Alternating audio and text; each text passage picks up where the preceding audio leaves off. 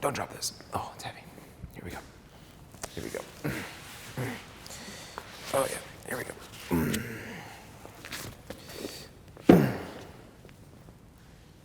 Lent. I love it and I hate it. Let me explain. You see, I'm a creature of habit, and anything that disrupts my normal rhythms and patterns, well, generally irritates me. And Lent is a season all about disruptions. During Lent, we're asked to sacrifice the things that we love and enjoy and to make our life more challenging and difficult. To be honest, there are times when these disruptions seem less like an annoying distraction and more like an overwhelming burden. But these disruptions have a holy purpose. Lent calls us to prepare our hearts for the celebration of the resurrected Lord at Easter through prayer, penance, fasting, and worship. That's the part I love about Lent. If we take advantage of Lent's disruptions, by the time Easter rolls around, our faith can be encouraged, our relationship with Jesus can be strengthened, and the sins that we've been wrestling with can be cast off. So the disruptions that I loathe so much end up becoming the means towards the holiness I love. It's a love-hate. But what if I told you that Lent didn't have to be so burdensome? That there was a simple, yet remarkably profound way to keep a holy Lent? Now, I'm not promising that your Lent will be free from all challenges and difficulties, but what I am saying is that there is a simple way to take advantage of all that Lent has to offer us. So here's a simple way to keep a holy Lent. First, take off. Now, when most of us think about Lent, we think of fasting or giving something up. I want to encourage us to think of it as taking off or casting off. Taking off involves removing the distractions in our life that are hindering our relationship with God. We know that Jesus, before he started his ministry, went out into the desert to take off. That is, to fast, pray, and face temptation. I think we can all agree, in the end, his ministry was better equipped because of it. So what are some of the things that we can take off during Lent? Well, my best friend Keenan, who's Eastern Orthodox, every year fasts food, and he fasts olive oil, eggs and dairy, meat, all forms of sugar, and alcohol. That's a lot. And as you can imagine, by the end of Lent, he's usually about 30 pounds lighter. I don't think we have to go through such drastic measures. We can choose to fast maybe only on certain days of the week.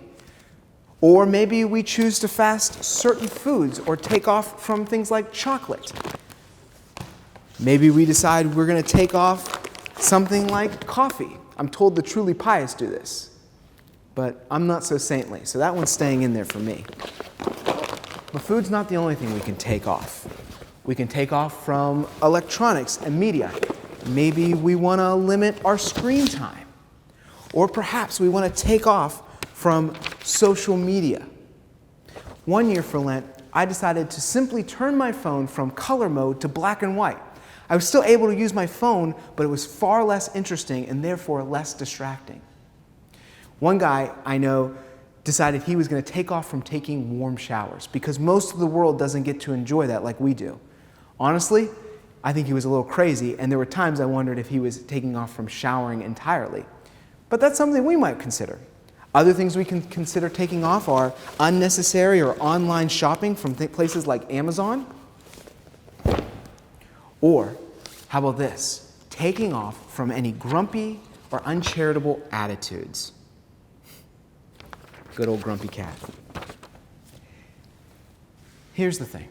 Taking off may be challenging, but it doesn't have to necessarily make us miserable. The goal is not to make us depressed or miserable.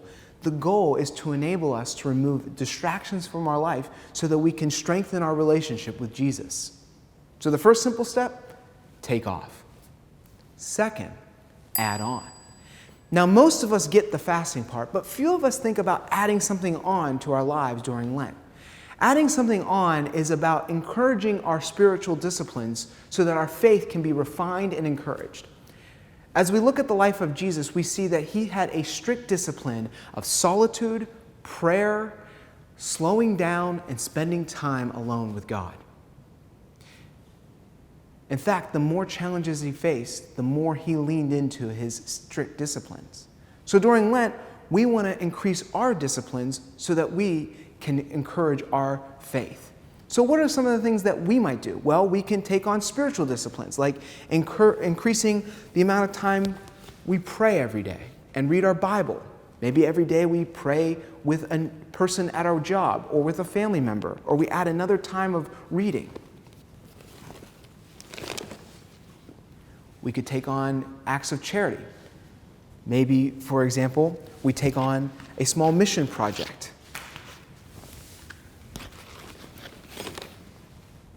Or perhaps we simply add on saying something kind and charitable to somebody new every day.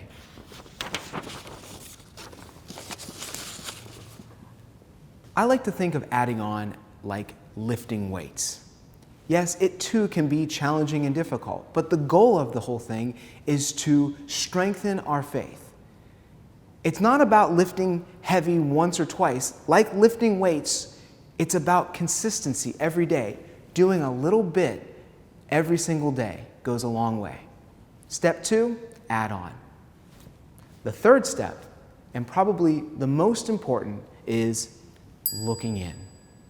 Looking in involves looking into the heart and examining the things that have been hidden or been creeping into our lives that are sinful, selfish, wicked. To be honest, this is one area that I struggle with the most. But if we don't look in, then the adding on and the taking off simply become mere self-improvement tools rather than truly spiritual aids. So it's important that we look into the heart to see what sin has creeped in. Once a year, I usually like to take some time to go off alone. This doesn't have to be some big grand trip. It's usually just an afternoon. All I need is some alone time with God and some prayer. David in the Psalms said, "Search me, O Lord, search my heart, reveal my sins." We need to have the same kind of prayer with God. God, search my heart and reveal the sins that have creeped into my life. Expose them so that I can root them out with you. Third and final step, look in. Now, I've been told that Lent is like a journey. And honestly, every journey has some challenges along the way. But I want to encourage you.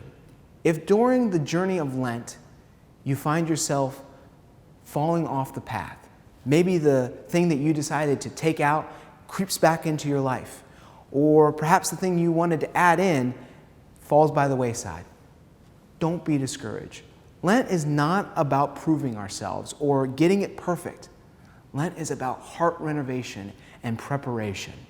So if we find that we've fallen off the path, it's okay. Simply get back on and keep marching on.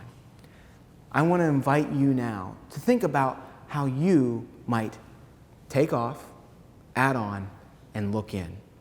Ask yourself, what are the things that have become distracting between me and God? What are some of the things that I can add into my life to increase my faith? What are the areas in my life that have been challenging or difficult that I need to work on? Let's prepare ourselves to worship the resurrected Lord. Let's prepare by keeping a holy Lent through these simple steps. Feeling lighter already?